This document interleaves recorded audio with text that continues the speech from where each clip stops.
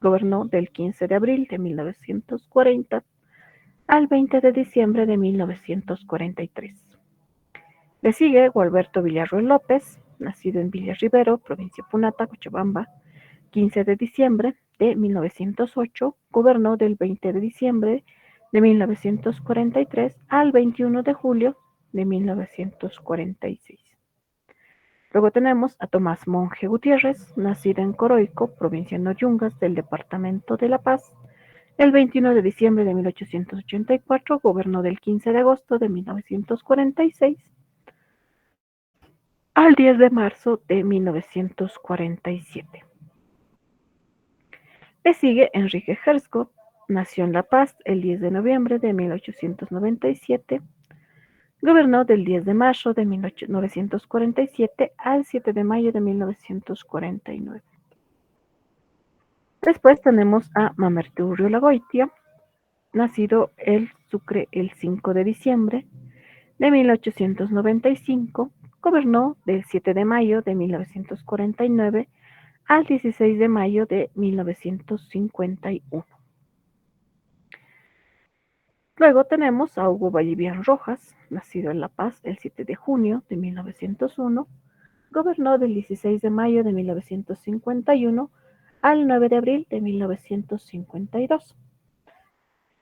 Este último presidente es partícipe y también es justamente el gobernante durante lo que se conoce como la Revolución Nacional, el 9 de abril de 1952 o la Revolución del 52, más conocida, que tenía como antecedentes una crisis política y militar que se estaba viviendo en Bolivia después de lo que vino a ser la Guerra del Chaco y la pérdida de los territorios, así como el enclaustramiento total del país, en lo que viene a ser las rutas para la exportación, principalmente para lo que son los buques, para lo que viene a ser el manejo de estas mercancías hacia lo que son otras regiones. También están las elecciones de 1951, que nombran a Hugo Vallivian Rojas como presidente, que fueron declaradas fraudulentas, puesto que una región, un partido que correspondería en este momento, en ese caso, al MNR, habría ganado en ánforas por la mayoría de votos. Sin embargo, dentro de lo que es la Asamblea Constituyente, decidieron darle la victoria a Hugo Vallivian Rojas y lo nombran presidente, lo cual genera una agitación social, puesto que no era lo que el pueblo estaba decidiendo, y también generaba mucho esta crisis política militar, había llevado también a cabo lo que es una crisis económica en el país, que estaba justamente apoyando esta agitación social. Entonces, después de esta revolución nacional del 9 de abril de 1952, se generan 4 puntos importantes, que esto también está entre las preguntas de la nueva batería, lo vamos a desarrollar un poquito más adelante, que es como resultado se da lo que es el voto universal, también está lo que es la nacionalización de las minas, principalmente las minas correspondientes a Simón y Patiño, a Aramayo y a Hedgewood, que eran las que tenían mayor peso dentro de lo que es la economía boliviana en este momento. Se gesta también lo que es una nueva reforma agraria que apoyaba más a lo que viene a ser la población indígena y una nueva reforma educativa que apoyaba al ingreso de personas, niños, niñas, a lo que es una educación más formal desde primaria hasta secundaria y la universidad, incluyendo todo lo que tendrían que ser niños, niñas del área rural, del área urbana, mucho más generalizada, ya que todavía se mantenía hasta cierto punto una visión más seccionalista dentro de los es la presidencia de Víctor Paz Estensoro. Él nació en París, la que el 2 de octubre de 1907 e ingresa, posterior a esta revolución, gobernando desde el 15 de abril de 1952 al 6 de agosto de 1956 en su primera gestión. Luego tiene otra gestión del 6 de agosto de 1960 al 4 de noviembre de 1964. Entre estas dos está la presidencia de Hernán Siles Suazo, que nació en La Paz el 19 de abril de 1913, Gobernó del 6 de agosto de 1956 al 6 de agosto de 1960. Después tenemos la presidencia de René Barrientos Ortuño, nacido en Tarata, en Cochabamba, el 30 de mayo de 1919. Gobierna en tres oportunidades, primero del 4 de noviembre de 1964 al 26 de mayo de 1965, declarado por una junta militar. Luego del 26 de mayo de 19 al 31 de diciembre de 1965, como copresidente, junto con el segundo que habría ganado en las elecciones para que no haya tanto problema entre lo que venía a ser la población. Finalmente, al ver que este modelo no funciona, decide ser solamente él el presidente desde el 6 de agosto de 1966 al 27 de abril de 1969. Luego tenemos a Luis Adolfo Siles Salinas, nació en La Paz el 21 de junio de 1925, gobernó del 27 de abril al 26 de septiembre de 1969. Luego tenemos a Juan José Torres González, nacido en Cochabamba el 3 de marzo de 1920, gobernó del 7 de octubre de 1970 al 21 de agosto de 1971. Le sigue la primera gestión de Hugo Banzer Suárez, que nació en Concepción, el departamento de Santa Cruz, el 10 de mayo de 1926. Gobernó el 21 de agosto de 1971 al 21 de julio de 1978. Durante su gobierno, una de las características importantes es la instauración del Plan Cóndor, que perseguía a eh, personajes políticos, más que todo aliados, que eran contrarios a lo que ellos estaban queriendo mostrar como poder político. Sale este presidente, ingresa Juan Peredas Boom, nacido en La Paz el 17 de junio de 1931, gobernó del 21 de julio al 24 de noviembre de 1978. Después tenemos a David Vereda.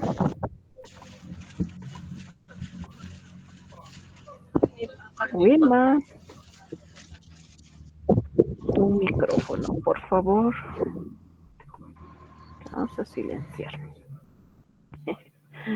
Tenemos a David Padilla Arancibia, nacido en Sucre el 13 de agosto de 1927, gobernó del 24 de noviembre de 1978 al 8 de agosto de 1979. Le sigue Walter Guevara Arce, nacido en Cochabamba el 11 de marzo de 1912, gobernó del 8 de agosto al 1 de noviembre de 1979, cuando entra a la presidencia Alberto Natush Bush, con lo que se conocería como la masacre de Todos Santos. Él nació en Riberalta, Beni, el 23 de mayo de 1927 y gobernó 16 días, del 1 de noviembre al 16 del mismo mes de 1979, gracias justamente a lo que, como les mencionaba, llevó a cabo lo que es la masacre de Todos Santos como un acto de golpe de Estado al gobierno para tomar y retomar el poder para lo que son las fuerzas militares y también ayudar a lo que venía a ser el juicio de responsabilidades que se estaba ejerciendo en ese momento contra el presidente Hugo Banzer Suárez. Después de que lo sacan, la Asamblea decide nombrar como presidenta a la primera mujer, Lidia Gayler Tejada. Ella nació en Cochabamba el 28 de agosto de 1921 y gobernó del 17 de noviembre de 1979 al 17 de julio de 1980. Le sigue su primo, Luis García Mesa Tejada, nació en La Paz el 8 de agosto de 1929 y gobernó del 17 de julio de 1980 al 4 de agosto de 1981. Este es conocido como uno de los gobiernos más violentos, ya que fue dado durante un estado de sitio que tomó como parte este presidente, que generó gran zozobra y también llevó a cabo en la mayor cantidad de persecuciones políticas que se ha dado. justamente durante su gobierno que fallece Marcelo Quiroga Santa Cruz. También se da un atentado, el que se conocería como el de la calle Harrington. Asimismo, se dice que está relacionado el accidente que ha sufrido el avioneta en la que viajaba casi todos los personajes políticos correspondientes a la que era en ese momento el MIR, del cual solo sobrevive Jaime Paz Zamora. Luego cede lo que es la presidencia, deja la presidencia e ingresa Celso Torrillo Villa. Él nació en Padilla, Chuquisaca, el 3 de junio de 1933. Gobernó del 4 de septiembre de 1981 al 6 de mayo de 1982. Le sigue Guido Vildoso Calderón, nacido en la ciudad de Cochabamba el 5 de abril de 1937. Gobierna del 21 de julio de 1982 al 10 de octubre de 1982. Luego nuevamente vuelve Hernán Siles Suazo, que nació en la ciudad de La Paz el 19 de abril de 1913, gobernando del 10 de octubre de 1982 al 5 de agosto de 1985.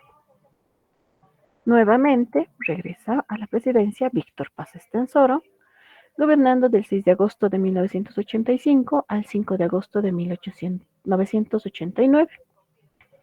Le sigue Jaime Paz Zamora, que nació en Cochabamba el 15 de abril de 1939, gobernó del 6 de agosto de 1989 al 6 de agosto de 1993. Después tenemos a Gonzalo Sánchez de Lozada, que nació el 1 de julio de 1930 en la ciudad de La Paz, gobernó del 6 de agosto de 1993 al 6 de agosto de 1997.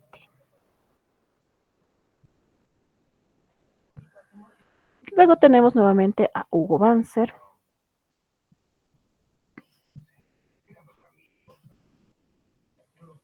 que gobierna nuevamente del 6 de agosto del 97 al 7 de agosto del 2001. Ya estamos acabando. Tenemos a Jorge Fernando Toquiroga, que le sigue a la presidencia de Hugo Banzer Suárez, gobernando del 7 de agosto del 2001 al 6 de agosto del 2002. Nuevamente ingresa Gonzalo Sánchez de Lozada, que es retirado con lo que viene a ser la guerra del gas. Va a iniciar su gobierno el 6 de agosto del 2002 al 17 de octubre del 2003. Después de que se retira, tenemos a Carlos Diego de Mesa Gisbert, que gobierna del 17 de octubre del 2003 al 9 de julio del 2005, seguido de Eduardo Rodríguez Belcé, que gobernó del 9 de junio del 2005 al 22 de enero del 2006. Luego tenemos a Juan Evo Morales Aima, que es el gobierno más largo, que gobernó del 9 de enero del 2006 al 10 de noviembre del 2019. Luego estaría el gobierno de Yanine Áñez, del 12 de noviembre del 2019 al 12 de noviembre del 2020. Luego tenemos a lo que viene a ser la presidencia de Luis Alberto Arce Catacora, del 8 de noviembre del 2020 a lo que fue el 8 de noviembre del presente año, del 2025. Y ahí ingresaría lo que es la presidencia de el actual presidente Rodrigo Paz. Ahora, como hemos tenido un pequeño repasito principalmente de los presidentes, era lo último que nos faltaba. Lo he hecho en un resumen lo más rápido que se podía. Vamos a ingresar a lo que es la parte de la resolución de lo que son las preguntas de la batería de preguntas.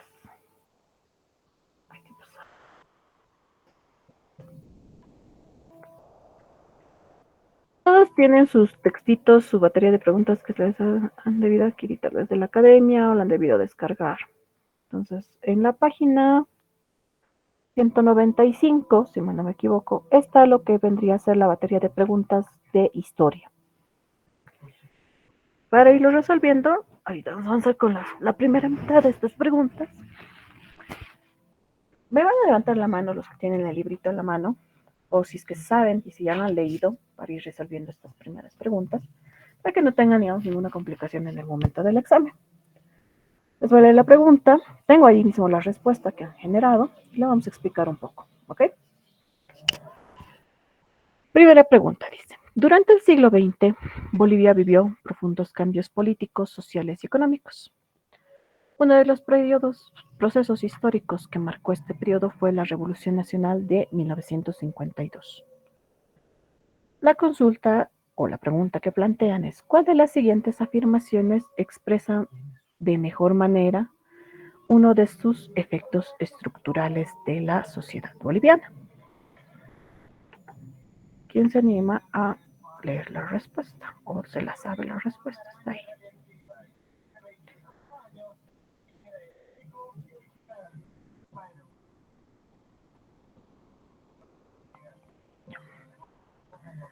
Menciona directamente lo que es la revolución del 52. A ver, ¿quién está levantando la manito? Me van a levantar la manito por no desordenarnos, por favor.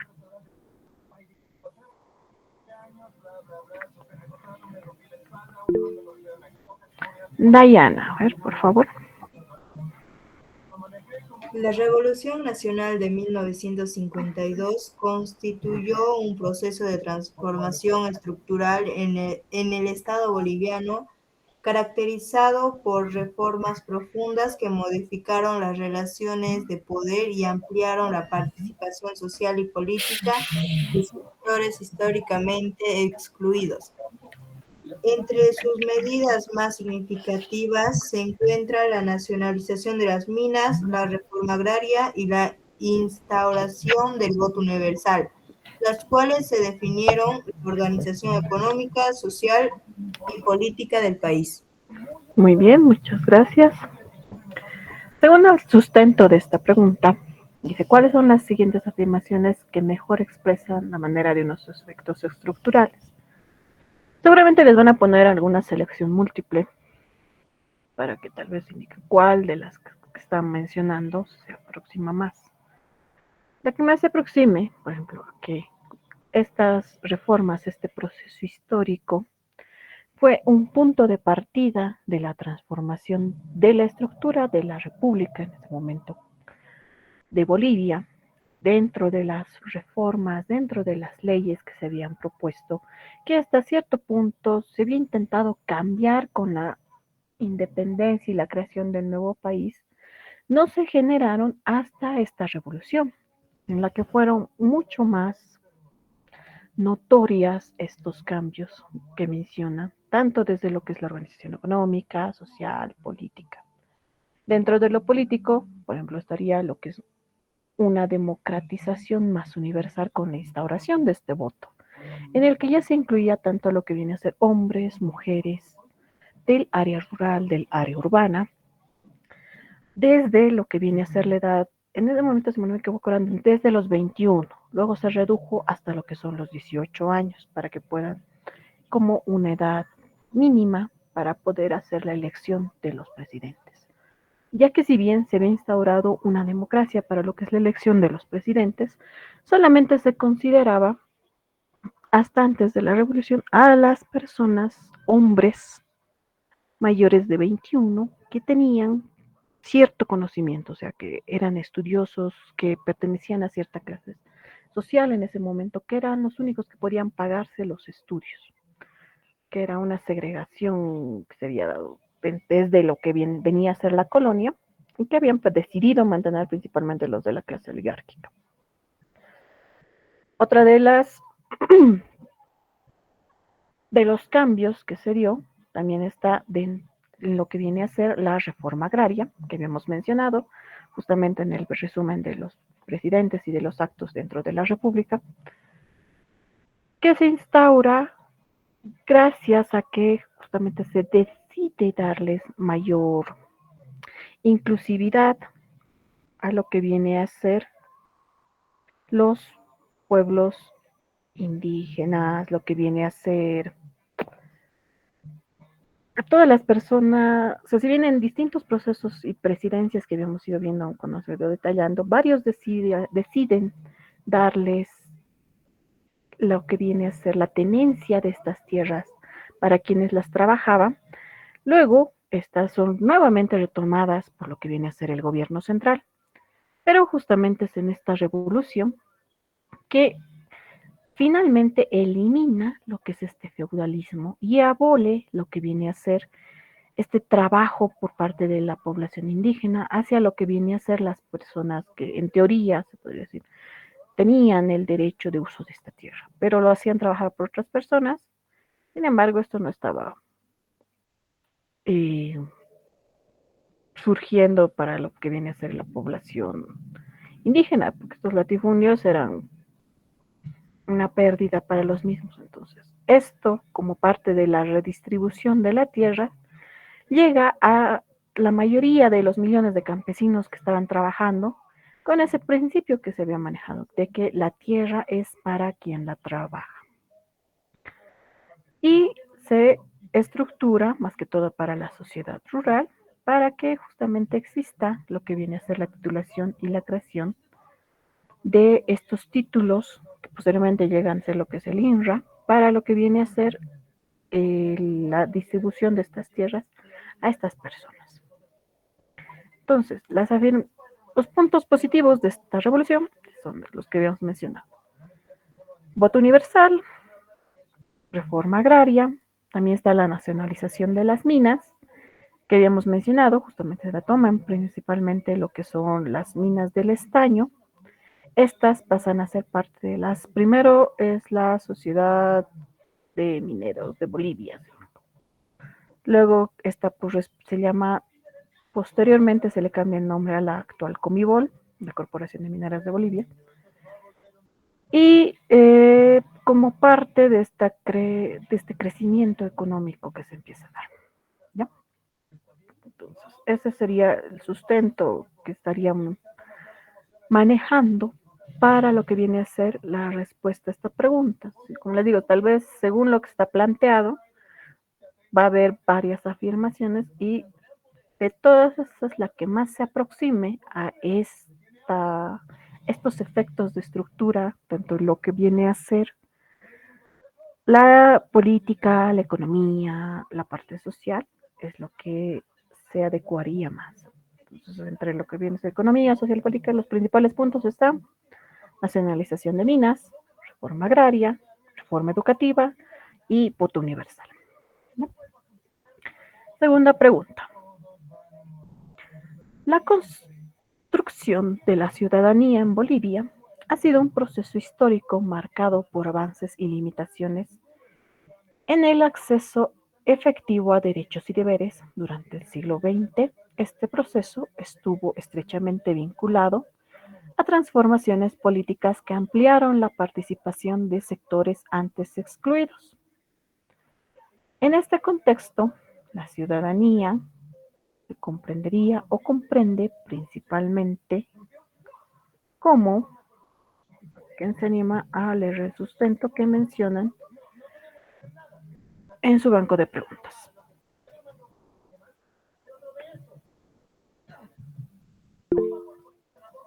Diana, por favor. La ciudadanía no se reduce a la pertenencia legal a un Estado, sino que implica el ejercicio activo y consciente de derechos y deberes en la vida pública. En el contexto boliviano, la construcción de la ciudadanía ha estado marcada por luchas históricas orientadas a implicar la participación política de los sectores anteriores excluidos. El ejercicio ciudadano supone involucrarse en procesos democráticos, deliberados y comunitarios, contribuyendo a la toma de decisiones colectivas. Asimismo, la ciudadanía fortalece la responsabilidad social y el compromiso con el bien común. Por ello, se entiende como una práctica activa y no solo como una condición jurídica. Muchas gracias, Diana. Como menciona, no es solamente una pertenencia legal, o sea, la ciudadanía es un vínculo jurídico, político, en el que una persona llega a adquirir de diferentes formas. Por ejemplo, puede darse por nacimiento. Las personas que nacemos en el Estado boliviano ya tenemos una ciudadanía que es una pertenencia en un primer momento legal de un Estado. Luego se vuelve jurídica cuando ya podemos ejercer, por ejemplo, nuestro derecho al voto, que se produce como un derecho más vinculante. Pero también nos brinda lo que viene a ser derechos y deberes. Esta ciudadanía, perdón, como se menciona, ha sido marcada y delimitada por una construcción diferenciada, ya que no todos han sido considerados a través de la historia como ciudadanos pertenecientes a este país o a este estado. Ya que, como habíamos visto en algunas clases, en las primeras, más que todo, cuando ha empezado a existir lo que viene a ser la colonia, no se consideraba ciudadanos a las personas indígenas, solamente a las personas que corresponderían a cargos más relacionados con lo que viene a ser una herencia española. Luego, con el nacimiento de la nueva república, ya se empieza a manejar esta ciudadanía como parte de lo que viene a ser todas las poblaciones, todas las personas que vivían dentro del territorio de la República de Bolivia en ese momento.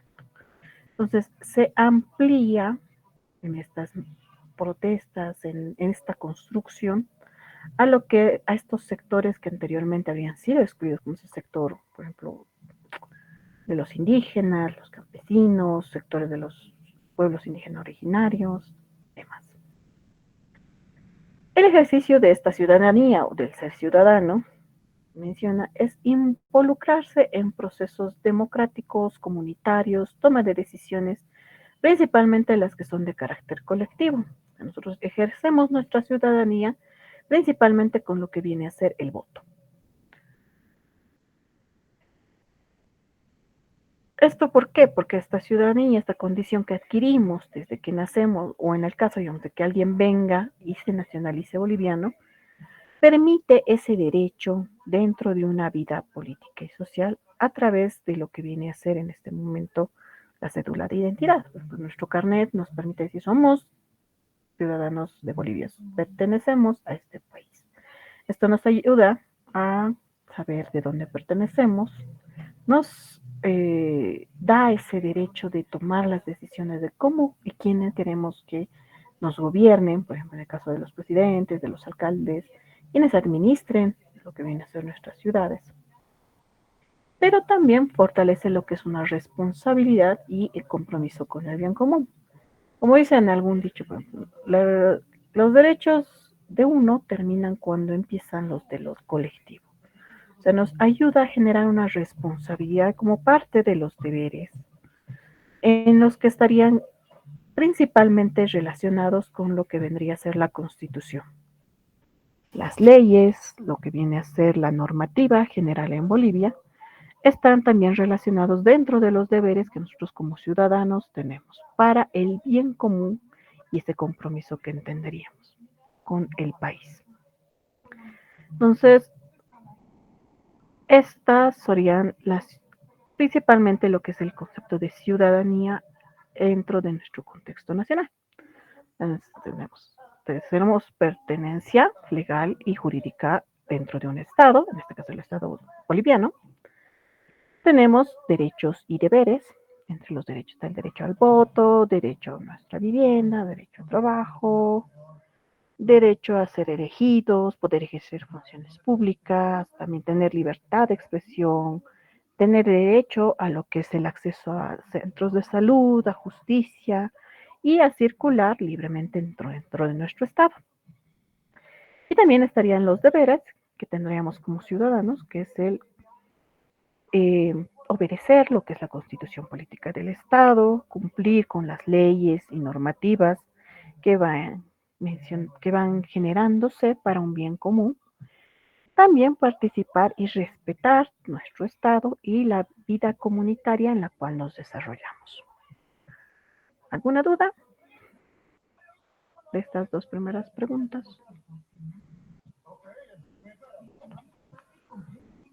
Si no hay, pasamos a la siguiente.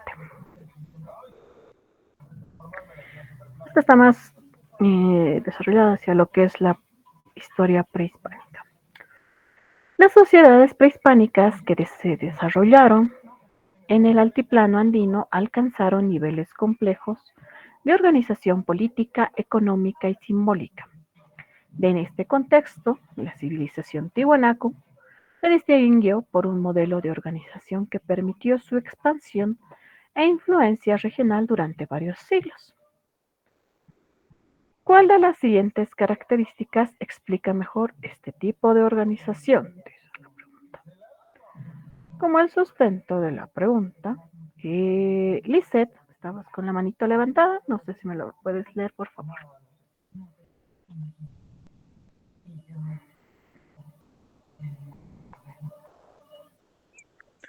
La evidencia arqueológica y arquitectónica muestra que Tiwanaku articuló autoridad política, control territorial y prácticas religiosas en un sistema integrado, lo que favoreció la cohesión social, la redistribución de recursos y la expansión de su influencia, más allá de su núcleo original.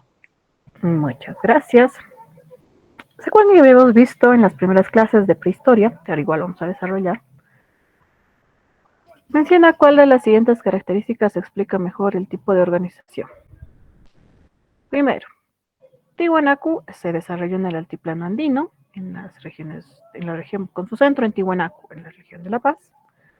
Abarcó una gran extensión territorial que llegó inclusive a lo que viene a ser el desierto de Atacama, parte de Perú, la parte norte de Argentina, gran parte de lo que es la región sur de Bolivia. Tuvo, según lo que es la evidencia, como mencionan, arqueológica, principalmente dentro de lo que son las estructuras arquitectónicas que han quedado, en esta ciudad central se ve una organización social con una jerarquía en la que estaría una clase principal dirigida por lo que son sacerdotes, ya que como organización tenían un estado teocrático, eso quiere decir que eran gobernados por sacerdotes, que eran la clase principal de esta sociedad. Luego estaría la clase alta o explotadora, con los gobernadores de las provincias, algunos personajes importantes, militares, y luego la clase baja, que era la más explotada, que estarían los artesanos, los pastores, agricultores, pescadores, toda la clase trabajadora. Gracias a esto, y gracias a sus sacerdotes y su organización del Estado teocrático, ellos estaban generando lo que es una expansión para tener se podría decir, un mayor control territorial, no solo eso, sino una mayor influencia en las pequeñas comunidades que se estaban desarrollando en las otras áreas de la región andina, a las cuales le estaban llegando a imponer sus prácticas religiosas, las cuales se integraban en este subsistema que ellos manejaban, que era un sistema politeísta, centradas principalmente en lo que era un dios creador, que era el dios Viracocha, representado, como se ve en la figurita, por ejemplo, del centro de la Puerta del Sol, que sería el dios de los báculos. Esto estaba asociado a que a medida que avanzaban, también creaban parte de los primeros caminos que estaban uniendo para lo que viene a ser el comercio de sus productos agrícolas y también el comercio de los diferentes productos en los cuales estaban avanzando con su expansión, lo cual mostraba un gran manejo de lo que viene a ser la economía dentro de lo que es su agricultura. Habíamos mencionado, ¿se acuerdan de lo que viene a ser los famosos sucacoyos que se desarrollan principalmente en Tiwanaku para lo que viene a ser la agricultura? Estos recursos los cambiaban y y también llegaron a ser una gran fuente de lo que viene a ser el comercio. Por ejemplo, el comercio de la sal, que se generaba con estos recursos, que se cambiaba por mediante lo que viene a ser trueques. También se realizaban trueques por lo que viene a ser artículos más exóticos, por ejemplo, el caso de las conchas de Spondylus que llegan del Pacífico hacia lo que es Tiwanaku. También está la redistribución de los recursos dentro de lo que son las clases, la clase alta, principalmente las clases de sacerdotes, luego los gobernantes. Y también esto se refleja en lo que viene a ser su iconografía. Habíamos visto, ¿se acuerdan que existen lo que son los querus, los vasos ceremoniales, los colores, las representaciones de los jaguares, de monos, de distintas formas, figuras tanto geométricas, también antropomorfas o morfas, que reflejaban tanto lo que viene a ser su visión ideológica y religiosa, como lo que viene a ser la estratificación social que ellos tenían y también la organización política que mencionaba. Entonces, las características que más se aplicarían a esta organización están más que todo relacionadas con lo que es el desarrollo arquitectónico, lo que es la religión, lo que viene a ser la economía, la organización social, organización política y la organización económica y territorial. Todo esto relacionado justamente con las prácticas religiosas, ya que su organización política, en este caso, en el caso de Tiwanaku, era principalmente teocrática. ¿No? Seguimos. Siguiente pregunta. Durante el periodo colonial, ciertas ciudades adquirieron una importancia económica y política excepcional dentro del Imperio español. Eso debería ser en América. La fundación de Potosí transformó profundamente la dinámica del Alto Perú y su relación con la economía mundial.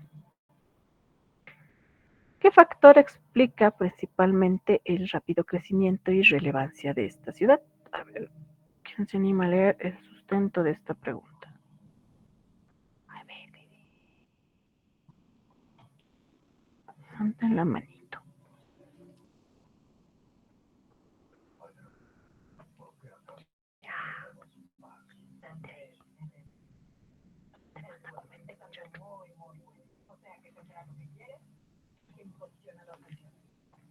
Nadie. Eso las leves. Luciana, a ver, por favor. Mm, El sustento, lo que está en blanquito. ya está bien. El descubrimiento de los grandes yacimientos de plata en Potosí a mediados del siglo XXI transformó de manera decisiva la economía del mundo colonial y el papel del Alto Perú dentro del Imperio Español. La explotación del Cerro Rico convirtió a la ciudad en uno de los principales centros productores de plata a escala global, integrándola a las redes comerciales que conectaban América con Europa y Asia. Este auge minero sostuvo el sistema mercantilista de la corona y favoreció un rápido crecimiento urbano y demográfico. Al mismo tiempo, redefinió las relaciones sociales y laborales mediante la aplicación de sistemas de trabajo forzado con la mita, generando profundas desigualdades y una fuerte presión sobre las comunidades indígenas, cuyos efectos marcaron de forma duradera la estructura económica y social de la región. Muchas gracias, Luciana. Ya. Durante la colonia habíamos visto que existe, principalmente en lo que es economía, un sistema mercantilista, que es la acopiación de principalmente minerales como una base para lo que son las sociedades más desarrolladas, principalmente en Europa y Asia. Cuando las colonias españolas empiezan, Profe, disculpe que la corte. Se escucha de fondo su tele, creo que se escucha. a Y ver, algo para aclarar, la compañera dijo siglo XX y es siglo XVI. no, está bien, muchas gracias. A ver, ahora está mejor. A ver, creo que sí. Aquí está. Ya.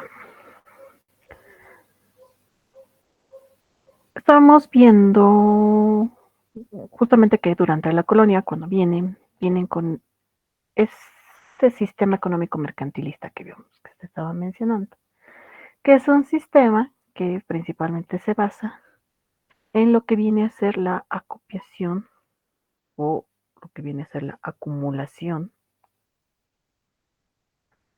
de recursos o de riquezas, de poder, en ese caso de metales preciosos, principalmente lo que viene a ser oro y plata, aumentando principalmente lo que es la exportación y restringiendo lo que es la importación para lo que viene a ser un proteccionismo del Estado que llega a controlar el comercio, generando una balanza favorable en favor del Estado principalmente.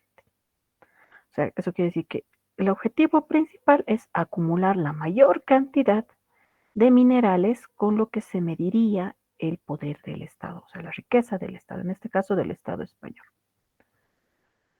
El rápido crecimiento que se da justamente con la fundación de la ciudad de Potosí se da, como habíamos visto, gracias a que se descubre una veta de plata en el Cerro Sumacorco, el Cerro Rico, convirtiendo a esta ciudad en uno de los principales centros de producción de este mineral, en el caso de la plata.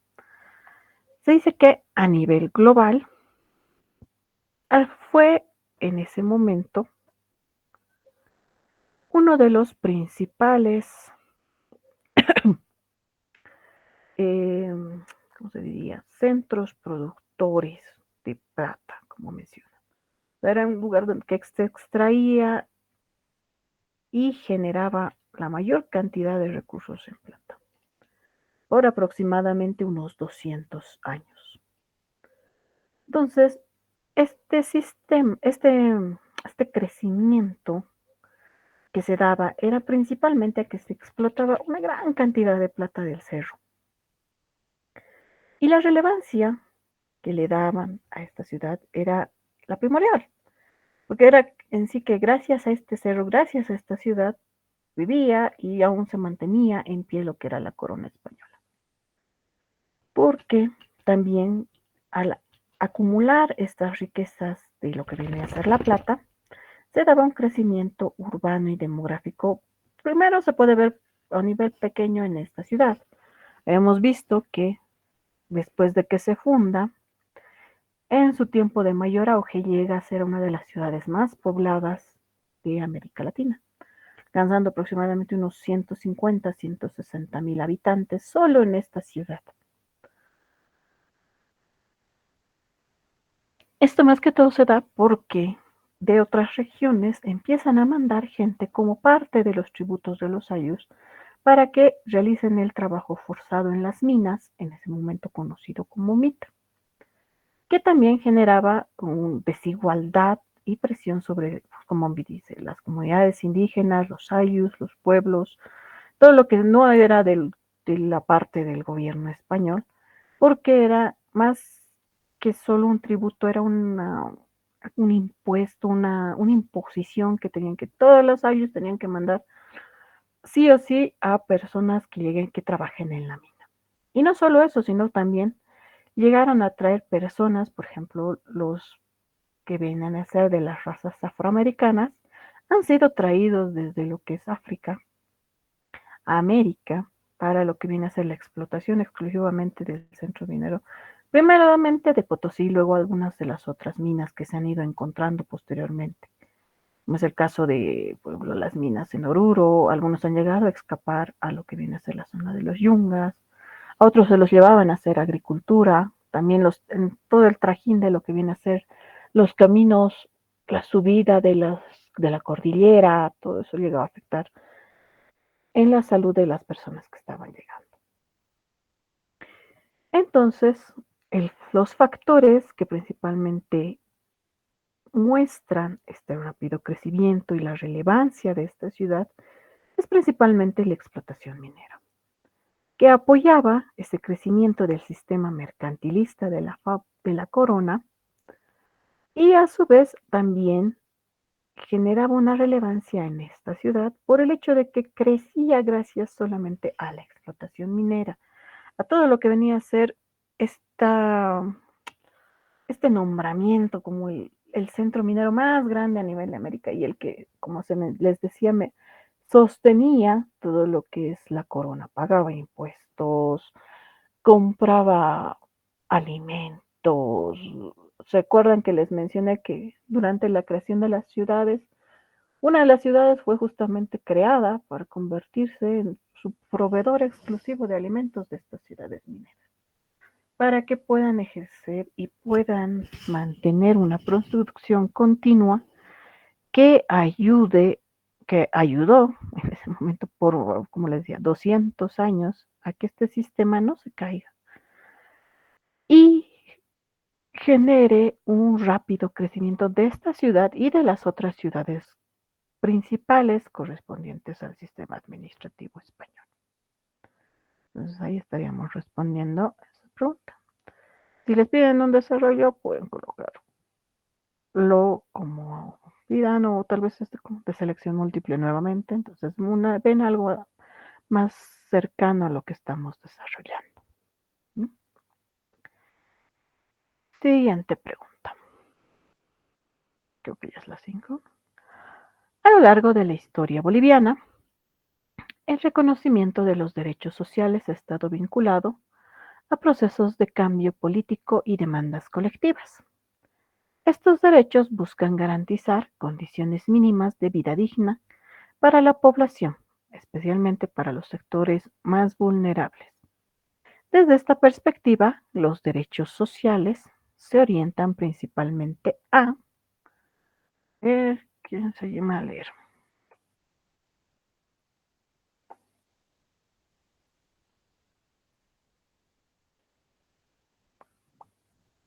¿Puedo leer? Sí, sí, por favor, el sustento me colaboras. Los derechos sociales están orientados a reducir desigualdades estructurales y asegurar condiciones básicas de vida digna, como educación, salud y trabajo. Su finalidad es promover igualdad de oportunidades y justicia social, especialmente para sectores históricamente excluidos. Estos derechos no reemplazan a los derechos civiles y políticos, sino que lo complementan, fortaleciendo la cohesión social. En contextos de alta desigualdad, los derechos sociales adquieren un papel clave en la construcción de ciudadanía plena. Por ello, su garantía constituye una responsabilidad fundamental del Estado.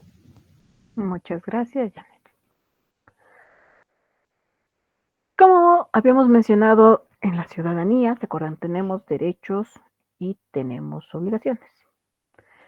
Entre los derechos están nuestro derecho al voto, derecho a una vida digna, un tránsito en todo el Estado. También están lo que se mencionan los derechos sociales, que justamente están más dirigidos a lo que viene a ser, por ejemplo, los derechos contra el racismo, contra la discriminación, contra las desigualdades, todo lo que viene a ser dañino para una organización social mucho más eficiente e igualitaria, que a través de la historia hemos visto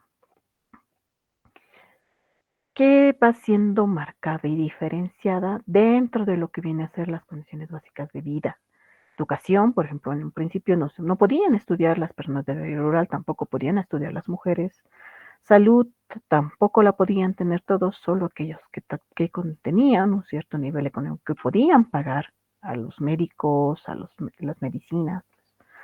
Y el trabajo igual, porque al principio, si pueden ver, y a través de la historia hemos ido viendo que los trabajos en un punto eran obligatorios. No tenían una ganancia monetaria, ni tampoco un tipo de cambio, por ejemplo, de trueque de servicio por, qué sé yo, por algún tipo de especie alimentaria, digamos. No había eso. Entonces, los derechos sociales están dirigidos a generar esa igualdad dentro de las personas que fortalecen esta unión, este desarrollo social, principalmente en contextos de alta desigualdad que existían justamente desde la colonia y que han perdurado por gran parte de la República. Como en la primera pregunta habíamos mencionado, por ejemplo, lo que viene a ser la Revolución Nacional del 52, promueve este carácter igualitario dentro de la sociedad boliviana para una construcción de esta ciudadanía mucho más plena, generando garantías para las personas. Por ejemplo, tendríamos para este caso la Ley 045, una de las más actuales, que es contra el racismo y toda forma de discriminación, que se da en el año del 2010, que prohíbe justamente y sanciona la discriminación, esta desigualdad, por diversas razones, por ejemplo, sexo, color, edad, orientación sexual, la identidad que uno va adquiriendo de género, porque ahora ya más de dos géneros, dicen, el origen de una persona, la cultura a la que pertenece. Hay personas, por ejemplo, que habíamos mencionado dentro de la ciudadanía, que no adquieren la ciudadanía por nacimiento, sino se nacionalizan, o sea, vienen de otro lugar y deciden y quieren ser ciudadanos bolivianos. Entonces, su nacionalidad es otra, pero tienen doble nacionalidad, adoptando la del país residente.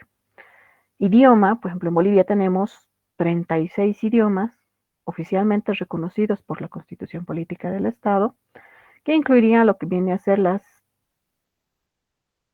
los idiomas principales que se manejan en los pueblos indígenas originarios. También se prohíbe y se sanciona lo que viene a ser las creencias religiosas. Inicialmente en la colonia habíamos visto que o eras católico o eras católico. Después ya han empezado a existir mucha más soltura en lo que viene a ser esto de las creencias religiosas, también la ideología.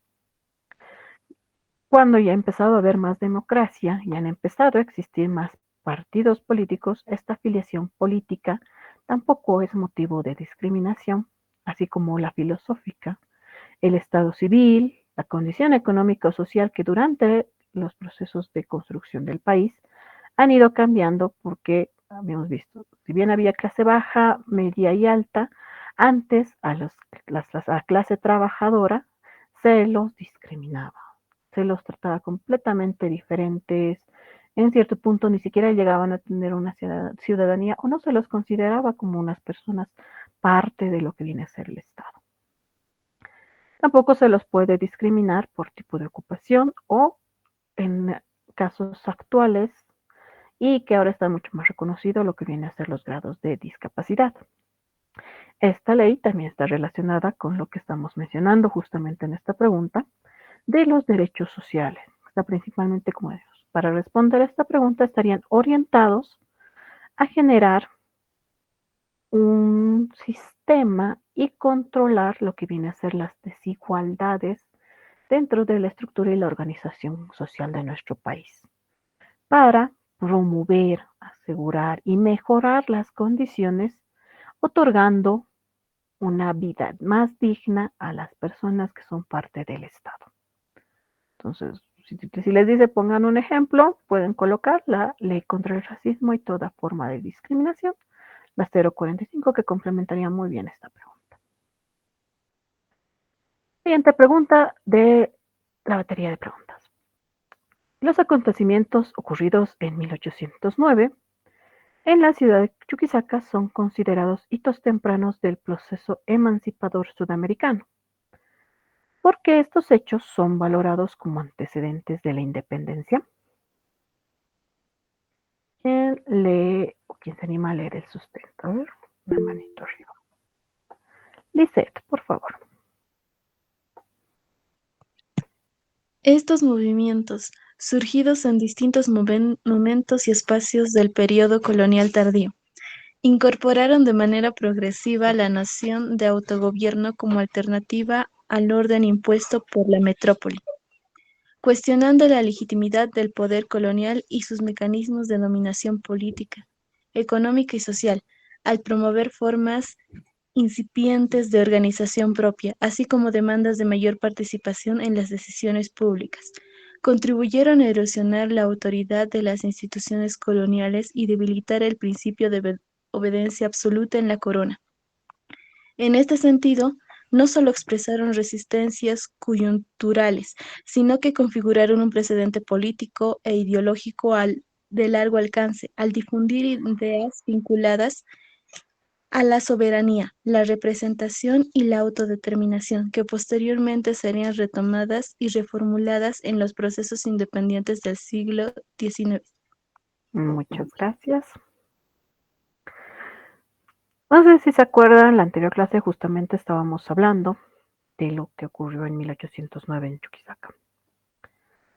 Habíamos hablado justamente de que había habido procesos sublevacionales que se habían dado y había habido también cuestionamientos de lo que viene a ser la administración económica, política, social de lo que es la corona española en América, principalmente en Charcas, que en ese momento era la capital de la Real Audiencia, estaba instaurada. Y también existió lo que es la creación de la primera universidad, que junto con lo que era la llegada de los comerciantes, habían llegado justamente estas noticias de, por ejemplo, la Revolución estadounidense, la Revolución francesa, lo que vendría a ser la invasión napoleónica a lo que es España, que estaban mostrando justamente la otra cara de la visión de lo que viene a ser la Europa en ese momento, ya que estaba generando una crítica, eh, generándose un momento de que las personas, principalmente en este caso algunos estudiosos, generen críticas ideológicas de lo que viene a ser esta administración. Entonces, esto promueve lo que viene a ser las organizaciones sociales más pequeñas para generar demandas de participación de las personas, del pueblo de a pie, en las decisiones públicas.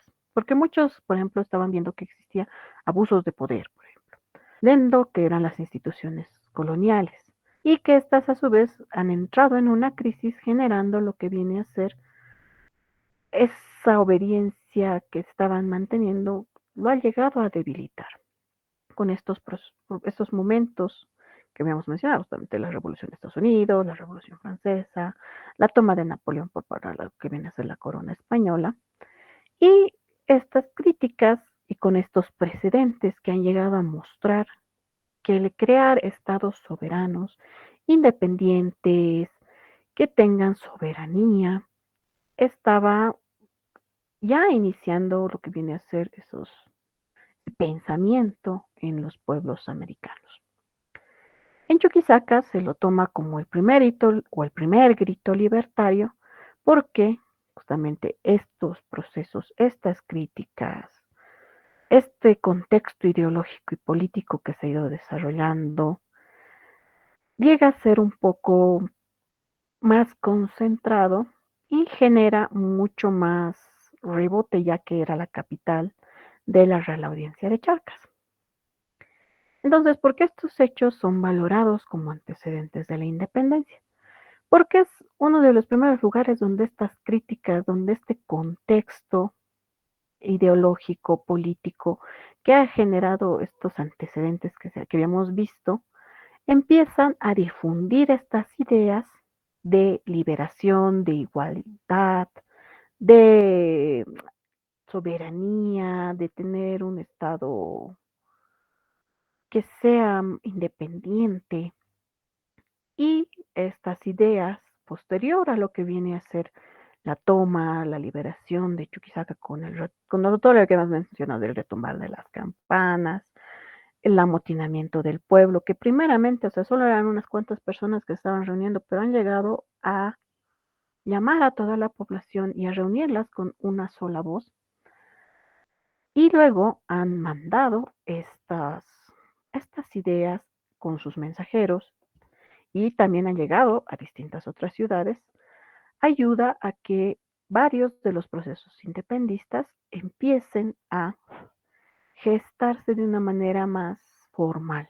O sea, si bien había esa idea, con todo este contexto que se ha dado de las críticas, de la ideología, de la política, ha sido como un boom para todas las demás ciudades. O sea, para decir, si aquí se ha dado, entonces aquí estamos viviendo lo mismo, adoptaremos esta visión para que nosotros también podamos generar esta independencia.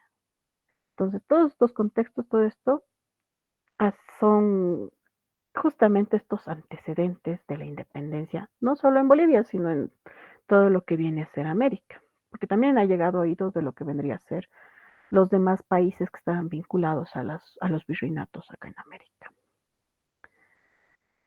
No sé si hay alguna pregunta de lo que hemos ido avanzando hasta ahorita.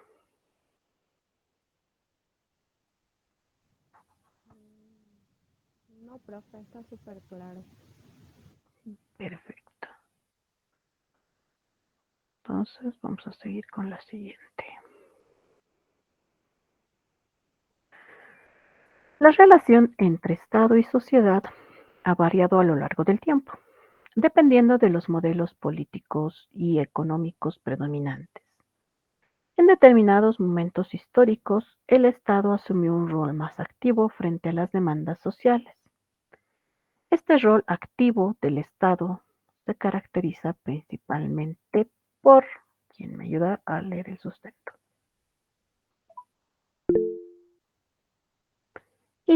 Erika, por favor. Un Estado activo interviene para regular la economía y entender demandas sociales, especialmente en contextos de desigualdad. Esta intervención busca garantizar derechos, promover el bienestar colectivo y corregir desequilibrios estructurales. No implica eliminar el mercado, sino establecer reglas y políticas que orienten el desarrollo social. A lo largo de la historia Bolivia, este rol estatal ha sido clave en momentos de transformación social. Por ello, se considera una característica central de ciertos modelos de Estado. Muchas gracias, Erika. Bien. El rol activo del Estado, como mencioné, está caracterizado como un ente regulador, como un ente administrador, como alguien que atiende, soluciona las demandas sociales, pero como mencionamos anteriormente, dentro de lo que viene a ser, por ejemplo, los derechos sociales, uno no puede poner sus derechos sobre los del bien colectivo. Entonces, el Estado es el que regula y atiende estas demandas. Este bienestar común que no puede desmerecer el bienestar de un grupo por encima de otro. Entonces, tiene que buscar un equilibrio para que no exista esta desigualdad de los contextos sociales, de los contextos, de los grupos políticos, por ejemplo, de los grupos generacionales, y que pueda garantizar los derechos del bienestar colectivo. Habíamos mencionado, por ejemplo, lo que son los desequilibrios que han existido durante lo que viene a ser la colonia o los inicios de la república, en los que las clases oligárquicas querían mantener justamente estos privilegios de clase en educación, en elección, en lo que viene a ser, por ejemplo, toma de decisiones. Esto el Estado tenía que corregirlo. En un primer momento habíamos visto que cuando se creó Bolivia, el primer presidente, Simón Bolívar, quería corregir todo esto, pero ha sido completamente opuesto. Después de todos los procesos que hemos ido pasando, el Estado ha ido pasando de distintos tipos de Estado. Hemos pasado por estados militares, por estados eh, que han sido un poco más liberales. Ahora estábamos con un Estado comunitario, plurinacional, por ejemplo, que reconoce las existencias de múltiples naciones y pueblos.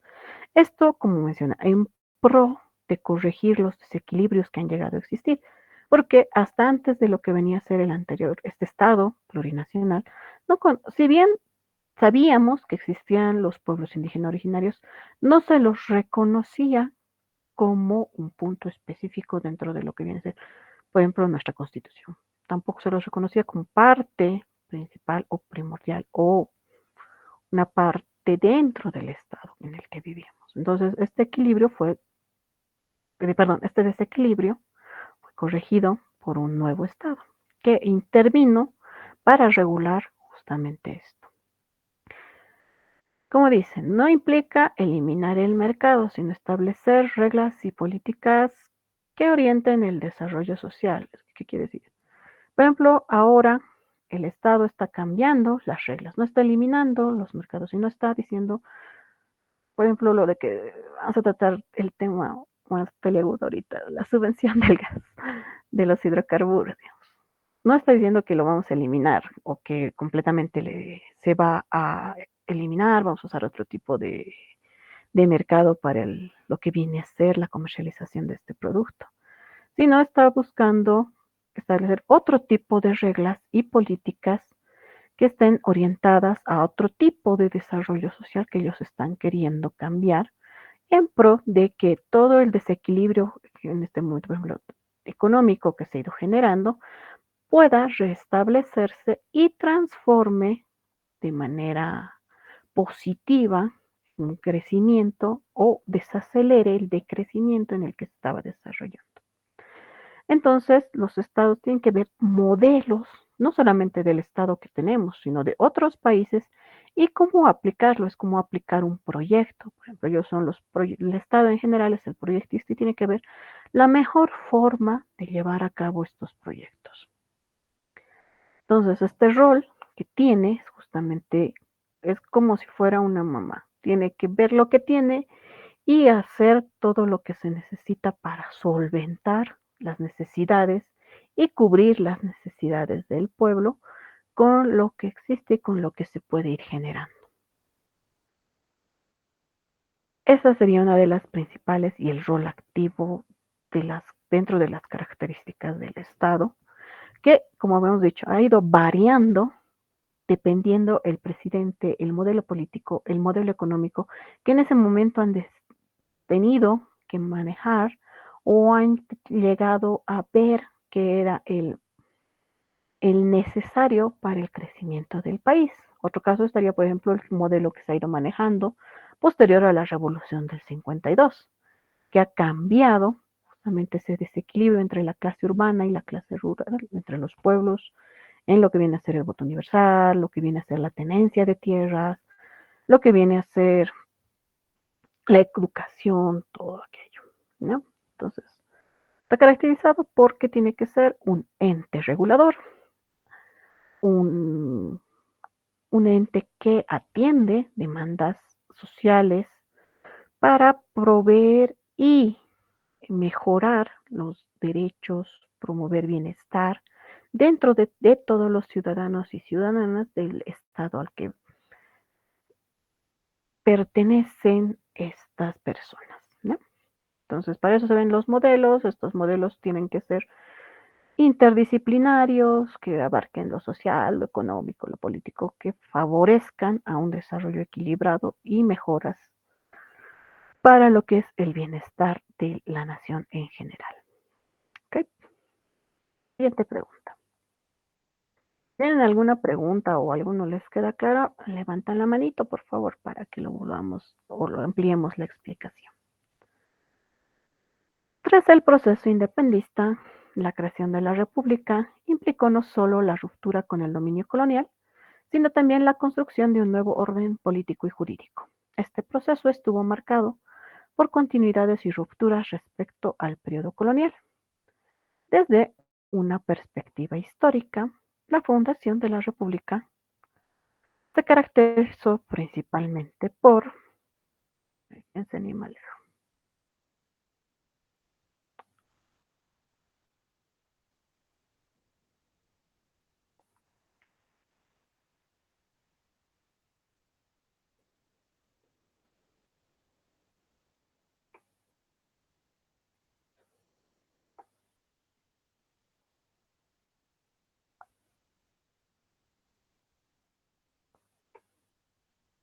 Nadie.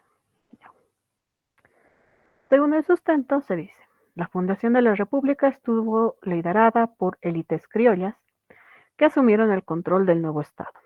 Aunque se proclamó la igualdad jurídica, en la práctica se mantuvieron las estructuras sociales excluyentes heredadas de la colonia. Los pueblos indígenas quedaron marginados de la participación política y del acceso al poder. Este proceso evidencia continuidades más que rupturas en las relaciones sociales. Por ello, la república se configuró inicialmente como un estado oligárquico.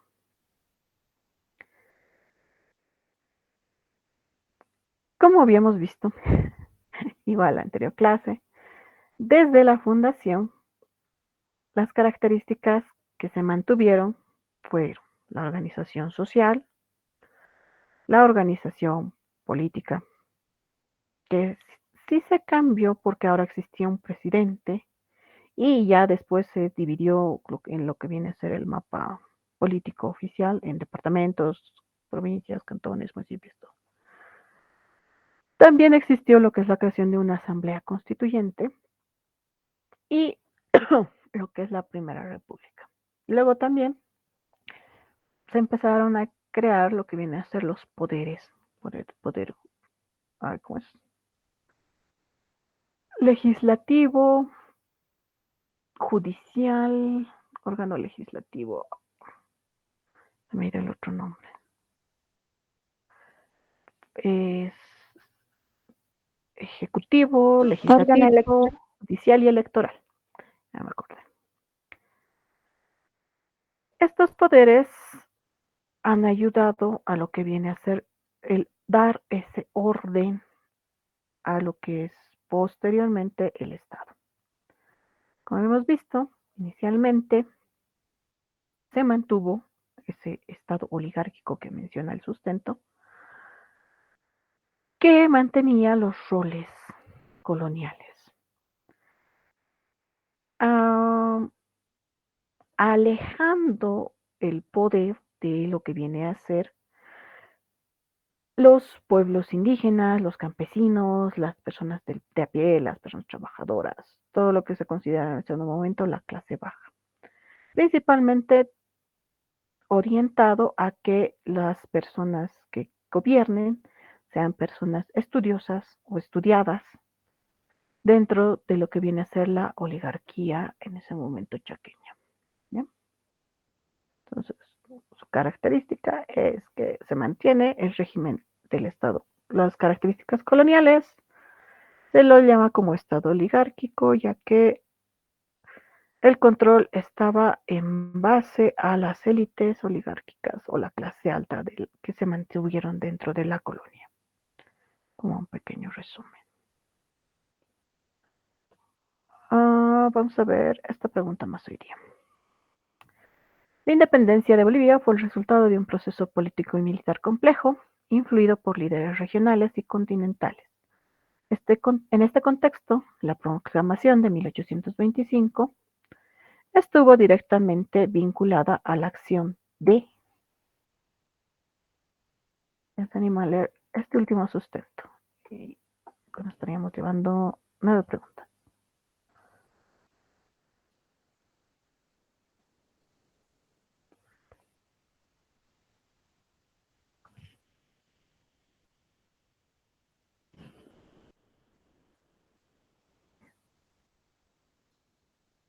Mira.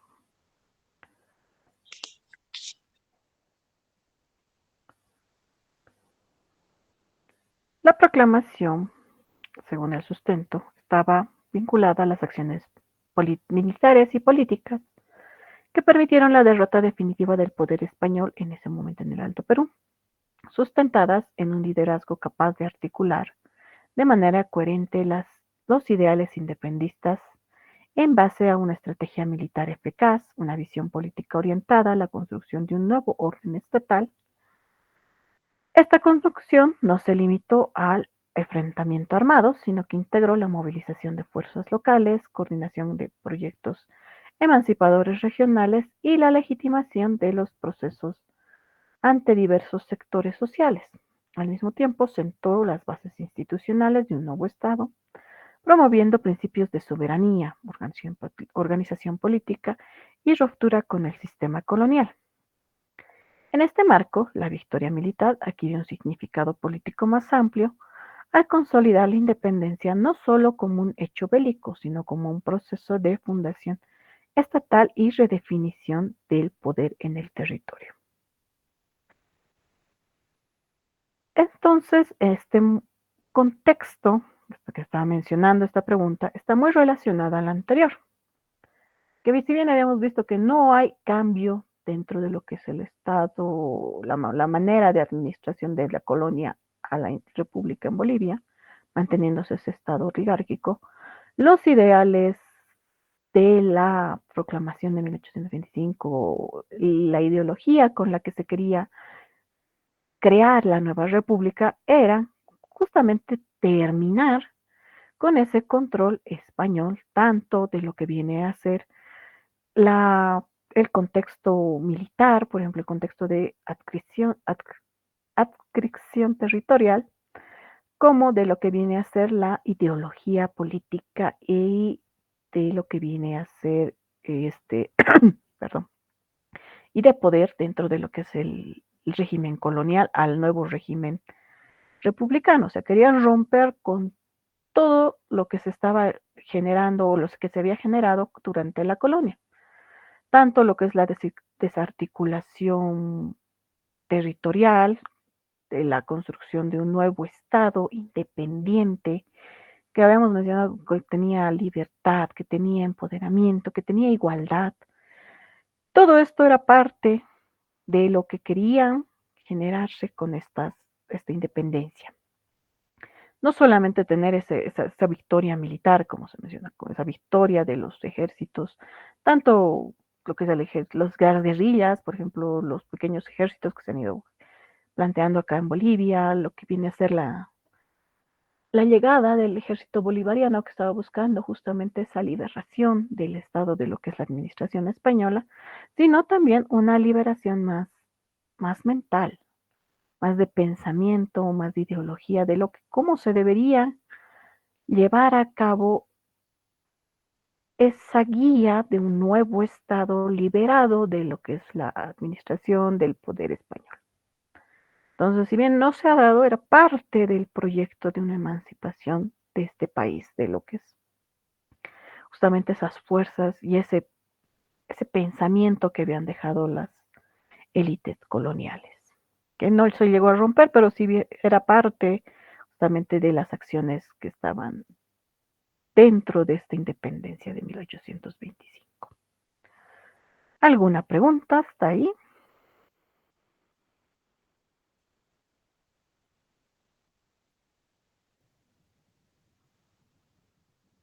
Está claro, no tengo ninguna Hice una otra. consulta.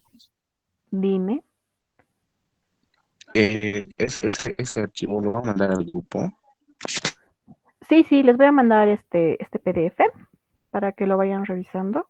Igual estas preguntas y este sustento, creo que el licenciado Carlos les dijo que está en la batería de preguntas que ha mandado el ministerio, que ha habilitado el ministerio. Entonces vamos desarrollando porque el sustento en sí no es la respuesta a la pregunta que ellos están lanzando. Y la pregunta tal vez no va a ir como tal, como está ahí. O sea, según lo que han indicado, van a elegir de todas las preguntas, creo que son 100 al azar que les va a tocar a cada uno diferente. Y tienen que responder en base al sustento que se está dando. Por eso lo estamos explicando el sustento y más o menos estamos tratando de darle la respuesta a estas preguntas o a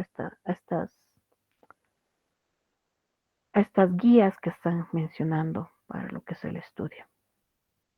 Como una guía de preguntas, examen. Entonces, no va a ser lo mismo, pero va a ser parecido, digamos, lo que les van a preguntar. Los voy a tomar, vamos a hacer igual un tipo simulacro después. Este PDF yo se los voy a enviar para que lo vayan revisando, para que lo vayan analizando igual. Y como les digo, si tienen alguna pregunta o algo, me dicen, por ejemplo, dicen de la anterior clase no me ha quedado claro, no he entendido bien esto, entonces lo podemos revisar. Igual si gustan está todo del banco de esa batería de preguntas que lanzó el ministerio para que lo desarrollemos. ya que la respuesta no la van a poner tal cual está ahí, sino ustedes tienen que interpretar esta respuesta, o tal vez en algún caso les van a decir una aproximación, elija de estas cuál se aproxima más a esto, como estábamos viendo, ¿ya? Entonces los voy a enviar en un momento para que lo vayan revisando en base a esa batería de preguntas.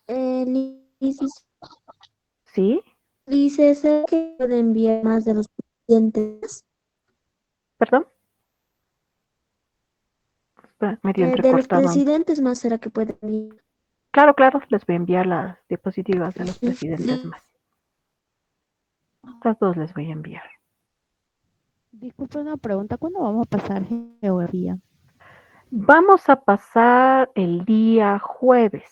Ahorita, según más que todo es para ver esto de la batería de preguntas. Hay 20 preguntas de historia, 20 de geografía, si no me equivoco, son 20 de psicología, 20 de filosofía y de otras materias más. Vamos a abarcar las 20 que están en la batería. Quería ahorita abarcar unas 5 más de geografía. Quería complementar primero lo de los presidentes para que no les quede el vacío. Y vamos a verlo justamente el día jueves. Vamos a intentar abarcarlas. Si bien no las 20, pues vamos a abarcar la mayoría de las de geografía. Y el próximo viernes estaríamos complementando las 10 de historia y las otras que faltarían de geografía, para que completemos las 40 que están propuestas.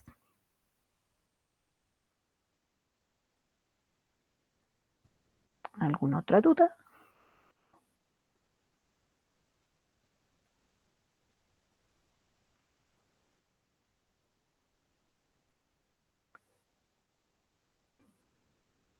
Creo que no. Cualquier cosa, igual lo pueden colocar en el grupo.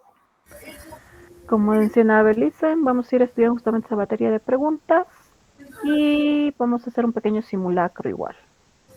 ¿Ya? Entonces, que tengan buena noche. Hasta luego, Lisa. Hasta luego, chicos. Buenas noches, buen fin de Descansa, semana. Lisa. Buenas noches. Hasta luego, Hasta Lisa. luego. Hasta Dicen luego, Carlos. Dicen. Aló, buenas noches, ¿cómo están? Sí, mil disculpas, Lisen, ¿cómo está aquí entrando ya en la recta final? ¿Cómo está, Lisen? ¿Cómo están, postulantes? Un gusto, ya. Antes de que abandonen la clase, mencionarles, vamos a avanzar clases el día de mañana, ¿no? Ya les había mandado el comunicado, ¿están de acuerdo? ¿Está bien? ¿Sí, no ve? ¿O no? A ver, levanten la mano. No hay problema. Sí. Sí, sí.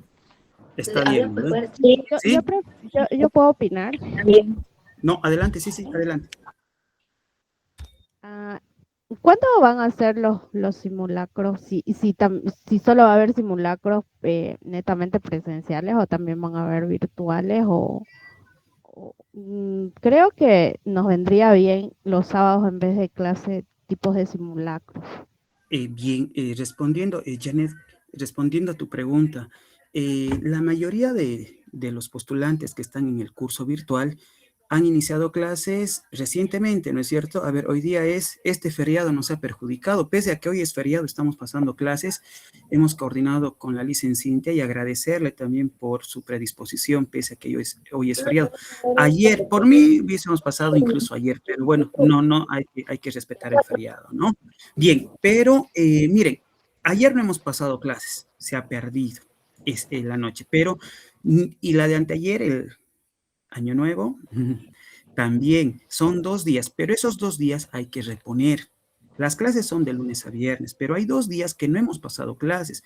Hay que reponer y pasar clases los días sábados, ¿no es cierto? Ahora, los simulacros de examen sí se van a dar, son necesarios, son importantes, pero no el día de mañana, porque estamos recién viendo el contenido. Recién hemos visto ni la 10ª parte del texto, hay que trabajar todavía bastante. Entonces, pero al mismo tiempo, y esto es importante mencionar, hay que dosificar el contenido, estamos dosificando el contenido con los profes, tratar de abarcar pregunta, justificación y pasar a la siguiente pregunta. Esa es la primera parte, eso es lo que vamos a hacer esta semana, ¿sí? Esta semana va a ser puro avance. Mañana no falten a clases porque, miren, tomando en cuenta la parte de cultura general, ¿cuántas materias son? ¿Quién me dice? A ver, ¿cuántas materias son? A ver, en la batería de preguntas, están ahorita con la batería de preguntas. Fíjense, ¿cuántas materias de cultura general han entrado al examen? ¿O van a entrar al examen? Son, a ver, revisen, ahorita están con el documento en físico. ¿Cuántas son? 10. Son 10 materias, es harto. Entonces, no podríamos tomar un examen directamente mañana, pero sí lo vamos a hacer el siguiente sábado.